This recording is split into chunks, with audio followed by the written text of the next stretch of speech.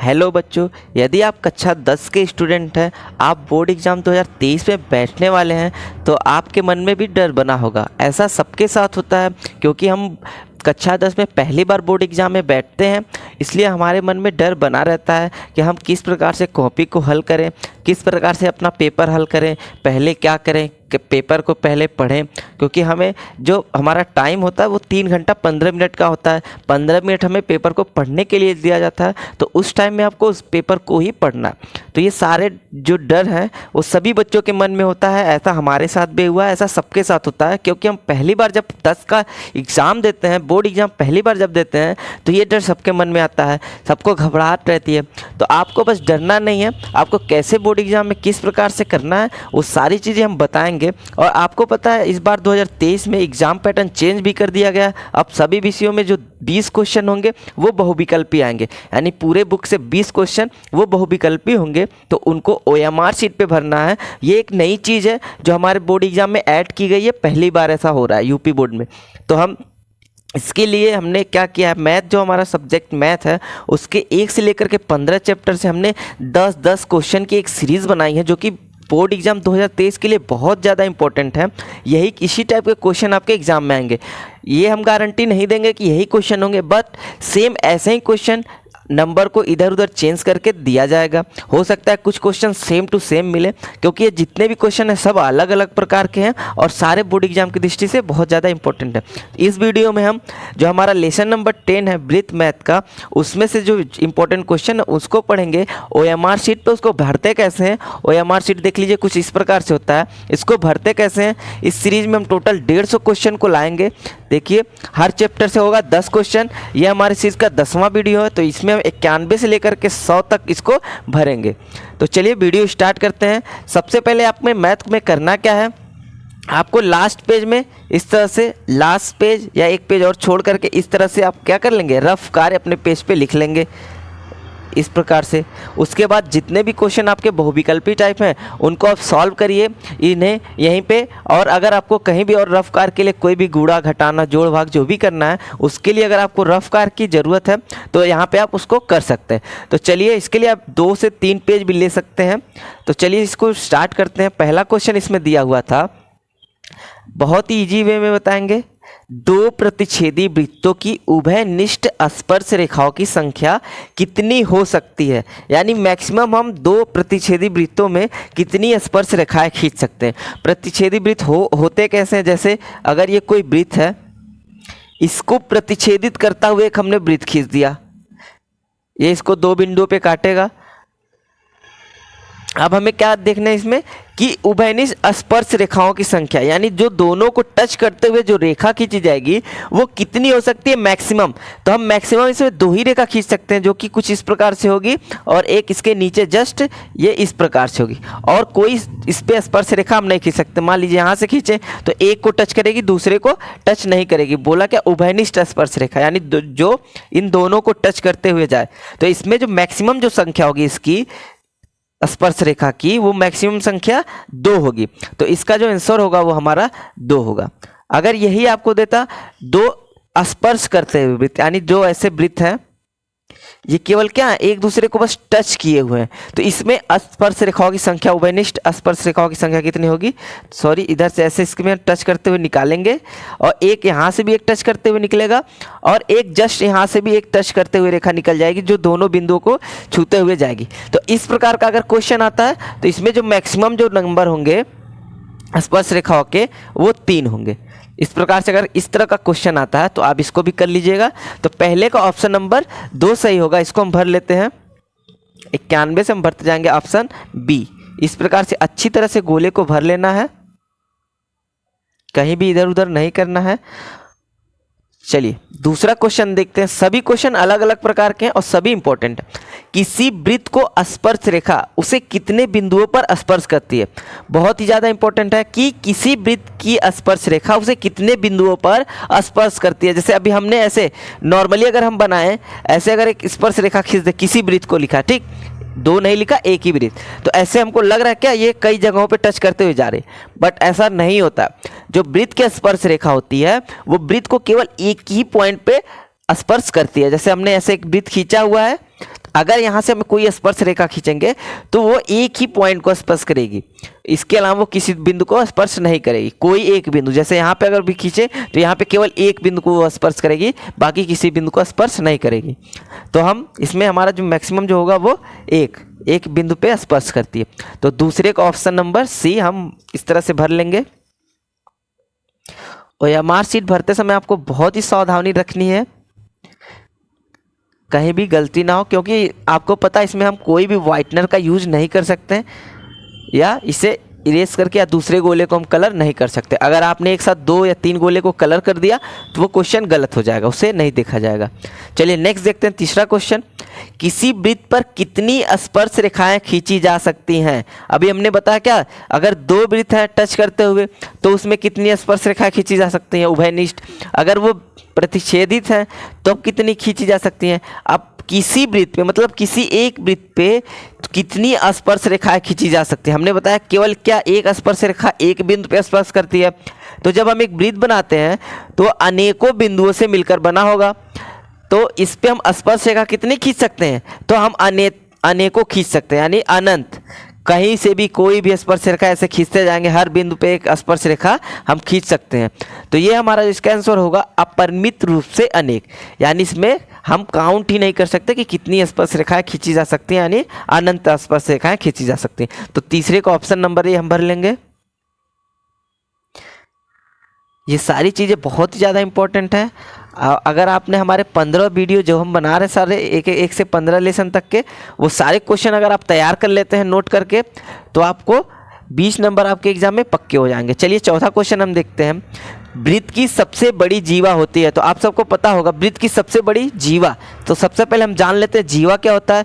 जैसे अगर ऐसे वृत्त हम खींचे, वृत्त के किसी 2 बिंदु को मिला दे, किसी सीधी रेखा से किसी 2 बिंदुओं को अगर हम मिला देते हैं तो यही एक जीवा कहलाती है।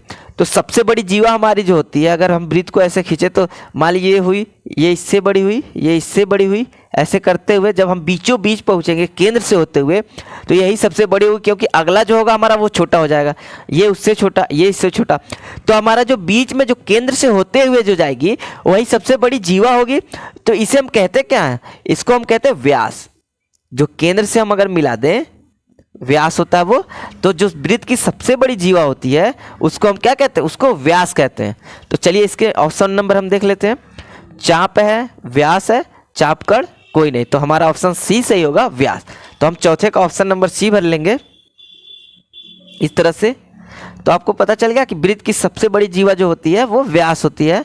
इस तरह आप याद कर लीजिए, जैसे हमने बताया समझ लीजिए, उस तरह से याद करने की आपको जरूरत नहीं है। नेक्स्ट क्वेश्चन हम देखते हैं। एक बिंदु Q से एक वृत्त पर स्पर्श रेखा की लंबाई 24 सेंटीमीटर तथा Q की केंद्र से दूरी 25 सेंटीमीटर है। वृत्त की त्रिज्या ज्ञात करो। बहुत ही इजी है। सबसे पहले आपको क्या करना है, एक वृत्त खींच लेना इस तरह से। अगर आप इसमें तो आपको हल करना नहीं है, आप रफ में किसी प्रकार से क्वेश्चन को लगा लीजिए और OMR शीट में भर लीजिए। यहाँ पे कोई बिंदु है और यहाँ से वृत्त पे स्पर्श रेखा खींची गई है इस तरह से। तो हम देखते क्या है, क्या दिया हुआ था, एक बिंदु Q से एक वृत्त पर स्पर्श रेखा की लंबाई 24 सेंटीमीटर। तो ये हमारी जो हो गई 24 सेंटीमीटर हो गई, ये बिंदु Q है।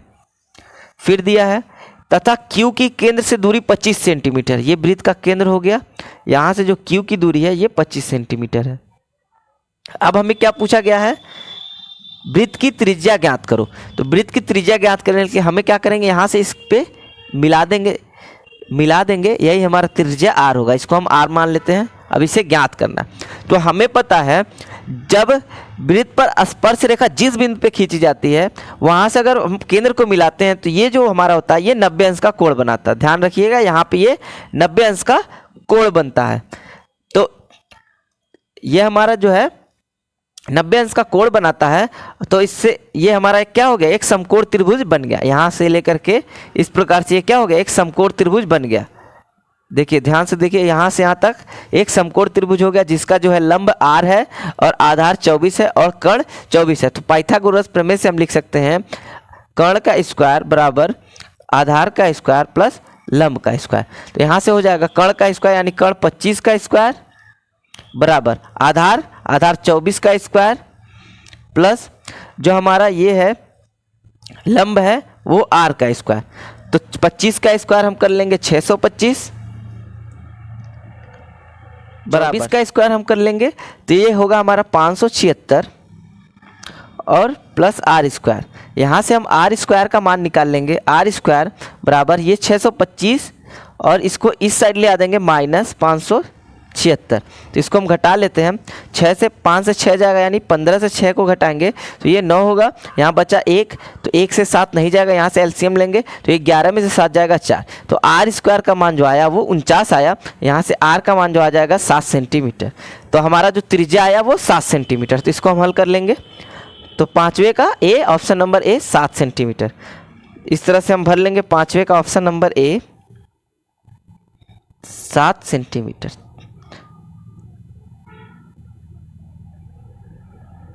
चलिए अगला क्वेश्चन देखते हैं। 6वां क्वेश्चन हमारा है, दो सर्वांगसम वृत्तों में एक की त्रिज्या 4 सेंटीमीटर है तो दूसरे की त्रिज्या होगी। सर्वांगसम, सबसे पहले आप वर्ड जो लिखा हुआ है सर्वांगसम वो जान लीजिए। समरूप, एक इसके साथ एक वर्ड आता है समरूप। तो समरूप कहता है कि जिनके रूप समान हो। तो आपको पता है सभी वृत्त जो होते हैं वो समरूप होते हैं, चाहे वो किसी भी त्रिज्या के हों। छोटी वृत्त हो, बड़ी वृत्त हो या बहुत बड़ी वृत्त हो, वे सभी क्या होते हैं? समरूप होते हैं। बट सर्वांगसम क्या होता है? सर्वांगसम का अर्थ होता है, सर्वांगसम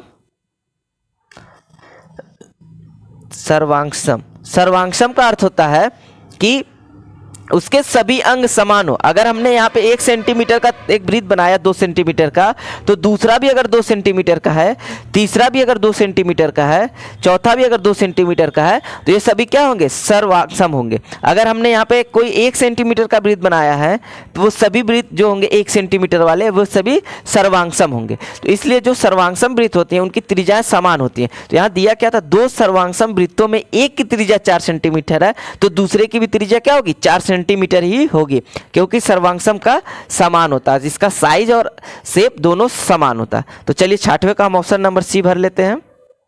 इस प्रकार से ये हमने जो सीरीज स्टार्ट किया 1 से 15 तक सभी चैप्टर के, इसके सारे वीडियो पाने के लिए हमारे चैनल को सब्सक्राइब भी कर लीजिए और बेल आइकन को भी प्रेस कर लीजिए। चलिए 7वां क्वेश्चन हम देखते हैं। दो भिन्न त्रिज्याओं वाले वृत्त हमेशा होते हैं। अभी हमने जस्ट बताया जो दो भिन्न त्रिज्याओं वाले, जैसे हमने बताया कि एक छोटा वृत्त है, एक बड़ा वृत्त है, एक उससे बड़ा, यानी इसकी त्रिज्या 2 सेंटीमीटर, ये 3 का हो, ये 5 का हो, तो ऐसे ये सभी क्या होते हैं? समरूप होते हैं। तो यहाँ पे देखिए ऑप्शन में देखिए क्या लिखा था? दो भिन्न त्रिज्याओं वाले, यानी भिन्न मतलब अलग अलग त्रिज्या वाले वृत्त हमेशा होते हैं। कैसे होते हैं? सर्वांगसम होते हैं? नहीं, ये गलत होगा। सर्वांगसम और समरूप दोनों, ये भी गलत होगा। ऑप्शन नंबर बी है समरूप, यानी जो सभी वृत्त होते हैं सभी भी भिन्न भिन्न त्रिज्याओं के वो समरूप होते हैं। तो चलिए हम 7वें का ऑप्शन नंबर बी भर लेंगे कि समरूप। इस तरह से 7वें का ऑप्शन नंबर बी समरूप। इस वीडियो को अपने दोस्तों में भी शेयर कीजिए, उनको भी सारे क्वेश्चन मिल सके। 8वां क्वेश्चन है, किसी वृत्त के व्यास के छोरों पर खींची गई स्पर्श रेखा कैसी होती है? तो चलिए देखते हैं। वृत्त का एक व्यास हम ले लेते हैं। ये कोई वृत्त हो गया, ये इसका व्यास हो गया जो कि केंद्र से होते हुए जाता है। हमने बताया यहाँ पे स्पर्श रेखा बोला गया कि खींचा गया है। दो स्पर्श रेखा, देखिए लिखा हुआ था कि किसी वृत्त के व्यास के छोरों पर खींची गई स्पर्श रेखा कैसी होती है। तो हमने क्या किया? एक वृत्त लिया, इसके व्यास के छोरों पे यानी किनारों पे हमने दो स्पर्श रेखा खींची। आपको पता ये क्या है? 90 अंश का कोण बनाती हैं। यहाँ भी 90 अंश का कोण बनेगा। तो ये दोनों के बीच देखते हैं आप क्या, ये दोनों एक दूसरे के क्या लग रहे हैं? समांतर है, क्योंकि यहाँ भी 90 अंश का कोण बन रहा है, यहाँ भी 90 अंश, ये यानी एक दूसरे के परपेंडिकुलर। यहाँ पे देखिए, यहाँ पे केंद्र पे ये 90 अंश का कोण बना रहे हैं, यानी केंद्र पे ये लंब होंगे, तो ये दोनों आपस में क्या हो गए? समांतर हो गए। तो यहाँ पे हम ऑप्शन में देख लेते हैं, किसी वृत्त के व्यास के छोरों पर खींची गई स्पर्श रेखा कैसी होती है? परस्पर लंब नहीं। अगर ये बोलता व्यास पे कैसी है तो वो परस्पर लंब होती, बट ये पूछा था कि दोनों आपस में कैसी हैं, इसलिए दोनों क्या होंगी? समांतर होंगी। तो ऑप्शन नंबर बी हम 8वें का देख लेते हैं। अब 8वें का ऑप्शन नंबर बी भर लेंगे हम। अब जैसा क्वेश्चन में बोला गया उसको चित्र बना करके देख लीजिए, आपको तुरंत समझ में आ जाएगा कि क्या पूछा जा रहा है। चलिए हम 9वां क्वेश्चन देखते हैं। किसी बाह्य बिंदु से वृत्त पर खींची गई स्पर्श रेखाओं की लंबाइयाँ कैसी होती हैं। तो ये आप में एक प्रमेय दिया हुआ है 10.2, यानी 10वें चैप्टर का दूसरा जो प्रमेय है उसी में ये सारी चीज़ें बताई गई हैं कि किसी बाह्य बिंदु से वृत्त पर खींची गई स्पर्श रेखा कैसी होती है। तो देखिए कोई वृत्त है, यहाँ पे इस प्रकार से एक वृत्त है, कोई ये बाह्य बिंदु है, यहाँ से वृत्त पर हम स्पर्श रेखा खींच रहे हैं, 2 ही खींच सकते हैं। इसकी लंबाई कैसी होगी, ये पूछा जा रहा है कि इसकी लंबाई कैसी होगी। तो हमें पता है ये केंद्र के साथ ये भी 90 अंश का कोण बनाएगा और ये भी 90 अंश का कोण बनाएगा और केंद्र से इसकी दूरी समान होगी क्योंकि एक ही बिंदु से खींचा गया। तो हमें पता हो गया ये भी समान हो गया बराबर, ये भी दोनों का बराबर हो गया। तो जब हम ये निकालेंगे यानी जो स्पर्श रेखा की लंबाई है और यहाँ भी स्पर्श रेखा की लंबाई, तो ये भी क्या होगा, बराबर होगा। पाइथागोरस प्रमेय से जब हम निकालेंगे इसकी लंबाई दोनों में बराबर है और इसकी भी, तो ये दोनों में बराबर है, तो ये भी क्या होगी, दोनों में बराबर होगी। तो हमें पता है कि ऐसे में समान होता है। ये एक प्रमेय भी आप में दिया हुआ है 10.2, वहाँ से भी आप देख सकते हैं। तो चलिए ऑप्शन नंबर ए हम 9वें का भर लेंगे। इस तरह से ऑप्शन नंबर ए भर लेंगे। लास्ट क्वेश्चन हम देखते हैं 10वां क्वेश्चन कुछ इस प्रकार से है। यदि टीपी टीक्यू केंद्र ओ वाले वृत्त पर 2 स्पर्श रेखाएं हैं, यदि कोण POQ 110 हो तो कोण PTQ होगा। आपको इसको चित्र भी दिया हुआ है कि यहाँ पे देखिए कोण POQ दिया हुआ 110, तो कोण PT और Q पूछा जा रहा है। ये बिंदु T है यहाँ पे, तो इसको ये कोण पूछा जा रहा है। तो ये आपके जो अभ्यास 10.2 है प्रश्नावली, उसका दूसरा क्वेश्चन है, आप वहाँ से भी देख सकते हैं इसको। तो इसको किस प्रकार से सॉल्व करेंगे, तो आपको पता है आप फिगर यहाँ पे उसी फिगर में कर सकते हैं या तो आप अलग फिगर बना लीजिए। ये ऐसे है, ये हमारा इस प्रकार से दिया हुआ था। ये बिंदु T है, बिंदु T है, ये P है, ये Q है, ये वृत्त से ये वृत्त का केंद्र O है। चलिए ये दिया था हमारा 110, ये हमें पूछा गया है। तो हम सबसे पहले जान लेते हैं कि हमने अभी बताया जो यहाँ से त्रिज्या को जब हम मिलाते हैं तो यहाँ पे ये 90 अंश का कोण बनाता है, यहाँ भी ये क्या स्पर्श रेखा त्रिज्या पे 90 अंश का कोण बनाएगी। ठीक, दोनों 90 अंश का कोण बनाएंगे।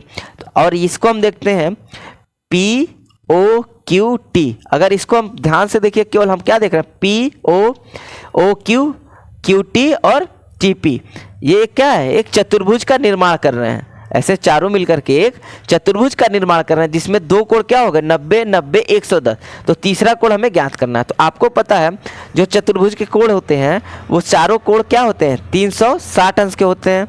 जो चतुर्भुज के चारों कोणों का योग जो होता है वो 360 होता है। हमें 3 का योग दिया है, 1 का पूछा जा रहा है। यानी कोण P अगर हम देखें तो ये क्या है, 90 अंश है।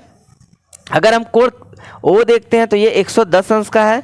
अगर कोण हम Q देखते हैं तो ये कितने अंश का, ये भी 90 अंश का है। और कोण T ये हमें ज्ञात करना है। तो चलिए अब इसी में रख देते हैं, सब तीनों को जोड़ेंगे जो कि हमारा होना चाहिए 360। तो अगर हम इस तरह लिखें कोण P प्लस कोण O प्लस कोण Q प्लस कोण T, सॉरी कोण T, तो ये सब मिला करके कितने 360 बराबर 360। तो हमें कोण T का मान ज्ञात करना है। तो इस तरह से 360 माइनस इन सबको जोड़ के 360 से हम घटा दें तो कोण T का मान ज्ञात हो जाएगा। तो सबको जोड़ लेते हैं, 90 90 110, तो ये हो गया 0 0 0 9 9 18 19 का 9 हासिल 1, यहाँ पे 1 1 2 290। अब इसको किससे घटाना, 360 से। 360 से हम क्या करेंगे, 290 को घटा लेंगे। तो 0 से 0 जाएगा 0, यहाँ से 6 से 9 नहीं जाएगा तो 16 से 9 जाएगा तो ये 7, और यहाँ पे बचा 2 से 2 गया तो ये 0, यानी 70 अंश का हमारा कोण आएगा। यानी कोण T जो होगा वो कितना होगा, कोण T जो होगा वो 70 अंश होगा। इस तरह से हम सॉल्व कर लेंगे। तो इसका ऑप्शन नंबर बी हमारा सही होगा, 70 अंश। चलिए 10वें का ऑप्शन नंबर हम बी भर लेते हैं। इस वीडियो में क्वेश्चन जो है उनको सॉल्व करके भी दिखाया गया है, बहुत ही इजी वे में सॉल्व किया गया है। तो अगर वीडियो अच्छी लगी हो तो वीडियो को लाइक करिए, चैनल को सब्सक्राइब करिए। Thanks for watching.